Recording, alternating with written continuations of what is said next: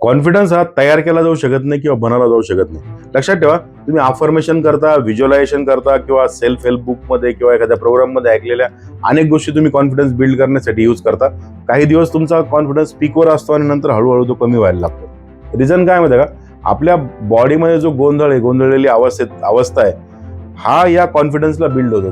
कारण कॉन्फिडन्स हा naturally build झाला पाहिजे. कॉन्फिडन्स हा ज्याला म्हणता येईल आर्टिफिशियल गोष्ट नाही की तुम्ही 10 अफर्मेशन म्हणून त्याला लगेच तुम्ही साधारणतः कॉन्फिडंट फील करायला लागाल.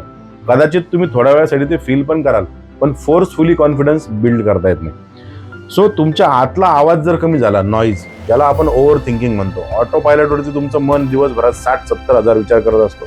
त्या विचारांवर जर तुमचा कंट्रोल आला आणि तुम्हाला हव्या त्या प्रकारचे विचार तुम्ही करायला लागले की आपोआप तुमचा कॉन्फिडन्स बिल्ड होतो. सो कॉन्फिडन्स नाहीये म्हणून स्वतःला दोष देण्याच्या ऐवजी तुमच्या मनाला रिसेट कसं करता येईल यासाठी तुम्ही प्रयत्न करा. आपल्याकडे बिईंग ब्लिसफुलमध्ये पण आपण काही रिसेट प्रोटोकॉल्स सेट करतो आणि तुम्हाला पण या रिसेट प्रोटोकॉल्स बद्दल किंवा ज्याला लाईफ रिसेट प्रोटोकॉल म्हणतो आपण, त्याबद्दल जाणून घ्यायचं असेल तर रिसेट अशी कमेंट करा आणि मी तुम्हाला एका फ्री प्रोग्रामची लिंक पाठवेन.